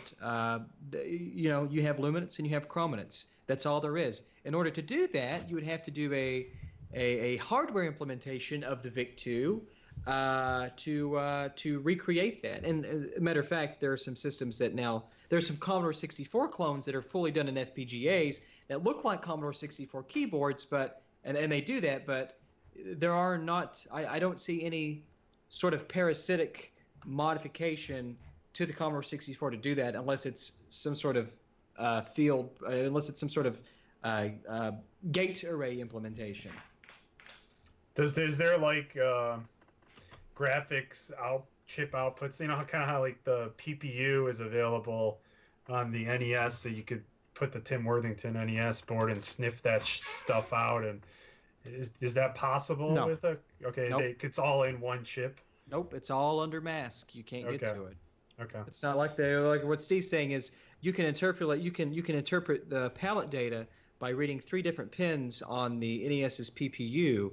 Those pins, EX2 through EXT0 through EXT3, maybe there's 3 or 4 pins. At any rate, those pins were designed for the picture processing unit of the NES to be a slave or to be parallel to another PPU, so you could have 2 PPUs in one system. Kind of weird. I think they were going to use that for arcade hardware. But Tim and Kevin, they exploit that, and they're able to extrapolate the palette color RAM data, and they're able to generate video with that. So even though the NES only outputs composite video, because you have access to that on the bus there, you can actually interpret color, and you can make and produce RGB and digital video and all those things.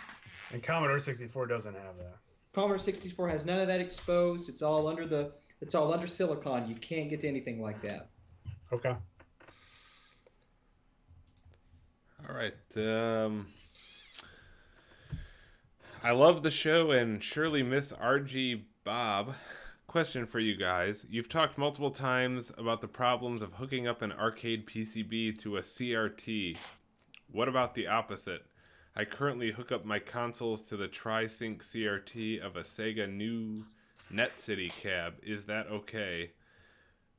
FYI, my setup goes like this.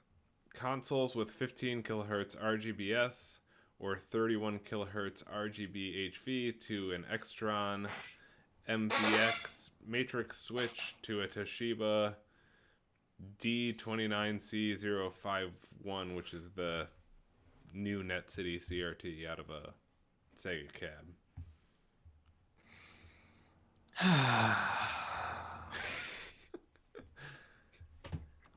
Man, I talk about this. I don't want to talk about this. Steve, you can answer that question. I've answered this question in so many different ways. We're talking about interfacing. We're talking about consoles, home consumer land consoles to. But this is the opposite of what we've talked about, right? Right. But it's enough to make me sick. So, Steve, please. Steve, just do your job, please. Steve. Isn't it dependent on the actual arcade CRT on how it's designed on the input circuitry? Does it have impedance inputs? What does it have? Can you tell me? There's no general answer is what the answer is. The other thing I can add is something related to sync. There was a guy when I first proposed our projects like on NESDev like in 2011 or something. There was a guy who's like, what are you going to do about the Super Nintendos that don't output RGB? And everyone's telling him he's an idiot. That all Super Nintendos, the originals, output RGB. And he reached out to me and he's like, can you figure out what's going on? I'm like, yeah, I want to know what's going on, because if I'm making a project that assumes all SNESs have RGB, it's important to know this. And the key factor was that he was connecting arcade CRTs. Like part of his job, he was putting Super Nintendos into arcade cabinets, interfacing with arcade CRTs. And what it turned out, it was the very first revisions of the PPU in 240p mode. It would output double equalization pulses and serration pulses during the VSync area, where on the later PPUs stopped that. And those double pulses screwed with the arcade CRTs, and arcade CRTs are like, well, what is double pulses? What are you doing here? It didn't understand it at all. And so that flavor of 240p coming from those PPUs screwed up it didn't like mess up the CRT. The CRT was just like, oh, what is this? There's no signal. So that's another caveat when you're screwing around with this, because older Genesises have the same problem, or I don't know if it's a problem, but had the issue where it outputs the double pulses instead of the single pulses. Yep, that's right. All right, I think we have some chat questions that we can get to. I saw an interesting question in the chat. Yeah, go for it. Yeah, someone said, so you have a 9-volt input, and on your board you have a 5-volt regulator, a 3.3-volt regulator, a 1.2-volt regulator, and so on. So what's the best option? Is do you cascade those regulators, or do you all connect them to the 9-volt input? I would use a 9-volt input if I had to drop that much. I would probably use a 12-volt input. I've never seen a 9-volt. I've never seen a device. Well, never mind. Never mind. I didn't understand the question. Can you say it one more time? Maybe So I didn't either. You've got 9-volt in, and your project requires 5 volts, 3.3, 1.2. So I'm sorry. Do you input 9 to all those regulators, or do you cascade them to kind of? It's a thermal question. I understand. What I would do is I would probably use a switching supply to get to 5, and then LDOs to get to your lower rails. Yeah, that'll take the blunt of your heat off if you do that. And then you're more protected if somebody puts like 10 or 11 in, because switching supplies will be able to handle that much better. I did that recently. That's typically what I do on projects like that. Is generate to go to an intermediate supply from a switcher and then go LDOs to all your other rails. I like that because probably your biggest heat dissipation would be between the 9 and the 5, right? So yeah, you're inserting all your efficiency there with the switching regulator. Mm-hmm. And then you need good stability on the 3.3 and the 1.2, which is probably for an FPGA core of some kind. Yeah, the core voltage needs really good stability. Yeah, so using a linear there is a good option, and it's only coming off of 5 instead of 9, so you're much less heat dissipation in those regulators. It's exactly what I did with an MS ButtSex 2. I took a 12 volt switching supply and I interfaced that into a Pico power supply that I installed in my MS ButtSex 2. And I went from 12 to let's see, I broke out 5 volts and I think minus 12 and 12. But there was, I think there was a 3-volt supply on there or something like that. I did the big jumps. I let the switching supply handle the big drop-offs, and then the smaller step-downs for the sake of heat and power. I let I did inside hook that stuff up to the LDOs in the MS ButtSex too. It works great too. Pico power supplies. If you have a good 12-volt supply behind them, Pico power supplies are fantastic. Really nice. The only downside is switching. When you're designing switching supplies, they're not easy. They're not that easy to get right. way out of my skill set. Power supply stuff is not for me. Sorry. You need to talk to René or somebody, maybe BennVenn or someone like that. Any armchair engineer will do. Yeah. Should I go for a Sony Trinitron or a Toshiba? Insert model numbers for both of those. Sony does not have component, but Toshiba does. So obviously the Toshiba. Yeah, I would do Toshiba, sure. Unless you're going to RGB mod it, then I would do the Sony. If it's is it a K? Go ahead. Yeah. Do they have S video? Who cares? Doesn't matter. Get the component. What is the difference in quality between the PS2 Sync on Green RGB and component? Nothing as far as I'm concerned. I mean, yeah, I think My Life in Gaming did a really good video on this, so I would reference that. Yep. They tried to investigate that to the best of their abilities, and they were like, their conclusion was use which one interfaces with your stuff easier. Yeah. SCART's also a stupid standard. That's well, Badass Console says you guys forgot to address which power is going to require the largest load. You can't just step down to 5 volts and then branch out. why not? I don't understand. Why can't you? It's what's so load dependent there? I don't understand what he's saying. Yeah, what we said is you're coming in 9 volts to 5, and then all those other linear regulators are branched off the 5-volt line. Right. They're not cascaded, right? You're not increasing the fault, you're not decreasing the fault tolerance by running the 1.2 off of the 3 and the 3 off of the 5. Right. No, everything's going off the 5. I think he just wanted to say largest load. Yeah, the largest load clearly is on the 5 volts, though, right? And that's why it's the switching power supply. Well, if it's a matter of current draw, the most important part of that is if you require 2 amps, if your 3 volts need 2 amps, make sure that your main power supply going into that thing has capacity for that. So use like a 4 amp supply that will then feed into your other regulators. Yeah. I mean, it's easy peasy, beautiful cover girl. 74 VidGamer says, I've heard mixed things on component switch boxes. Can they degrade the source signal if they're not powered? Both Steve and I prefer non-powered component switch boxes because there's less likelihood that they put some components in there that goof up what's going on. Yeah, we talked about this in an earlier episode.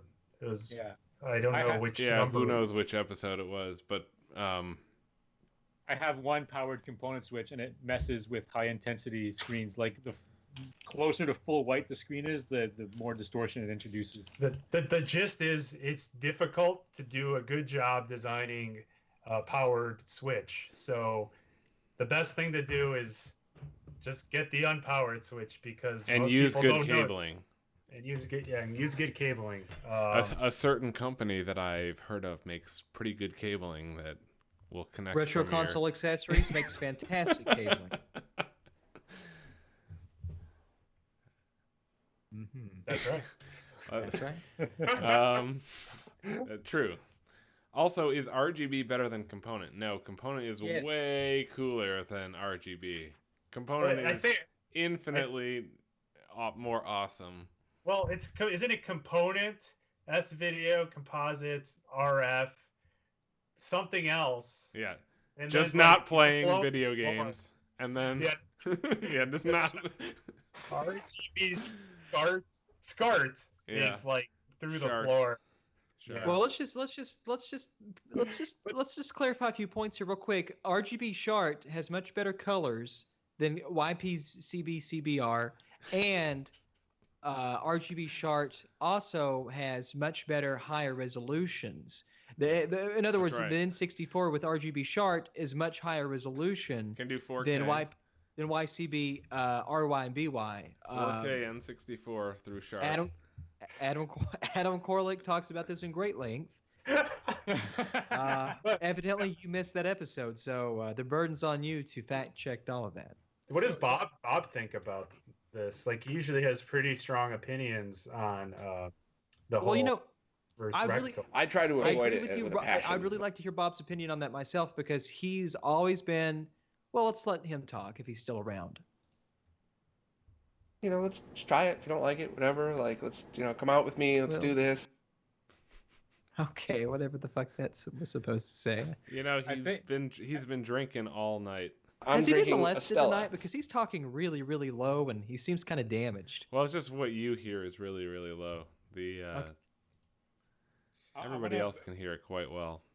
Okay. I want to talk about this topic seriously for one more minute, though. We're talking about RGB versus component. We're kind of laughing at it and saying which is better.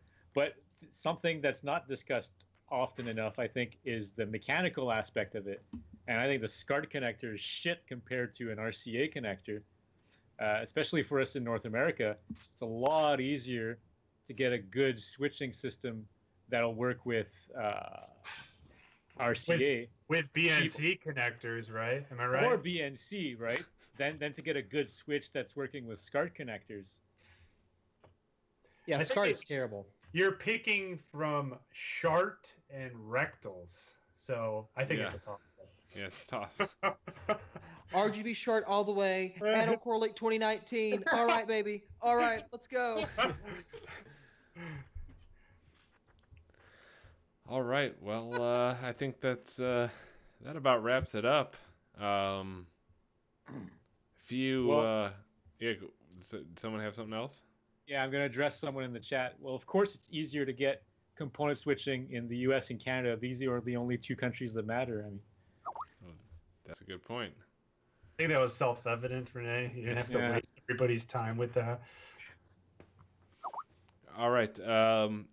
Things I wanted to point out was YouTube officially announced this week that if you do not actually hit the bell after you subscribe to our channel, which you will do right now if you already haven't, you also need to hit the bell if you want to be notified of us going live every time that it actually happens. Because otherwise, if you're only subscribed, then you just get algorithmically decided as to whether you're going to be notified or not. But if you hit the bell, you'll be notified every single time. So please do that. To avoid the internet when that happens, so you don't get anywhere near this garbage. If you don't care about joining this stream, don't hit the bell. But if you want to listen to us rattle on for 2 hours about nothing, please subscribe and also ding the bell. And that's about it. And also subscribe to Voultar. That's youtube.com/Voultar. We're trying to pass him up in subscribers, and it's making it really hard with all you people subscribing to this crappy channel. What do you mean by you people, Nick? What's the procedure? What's the procedure to unsubscribe? Tell them how to do that for Voultar's channel. Yeah, go to Voultar and unsubscribe and never pay attention to that junk again, because obviously he doesn't know what he's doing. You can use hot glue. That's totally fine. Yeah. Also, when you watch his videos, look for the icon that resembles this. Thumbs down. Smash that thumbs down on Voultar's videos. But smash this one on ours. Thumbs up for these videos so that... Oh, yeah. That's right. Stop pronouncing the L in solder. Voultar. Oh, thank you. Thank you for telling me how to say solder. And thank you. A lot of armchair engineers out there. Yeah, all right. Well, thank you guys for joining. Please join us next time. It'll be in a couple weeks or so. And I guess that's it, unless anyone else has anything. Just put questions in the comments. Oh, yeah, right. That's right. If you have questions for next time, please leave them in the comments below the video, and we will add them to our list. Alrighty. Thanks, everybody. Thanks, guys. Had a great time. Nick, I hope you read the messages. Thank you, everyone. Be seeing you.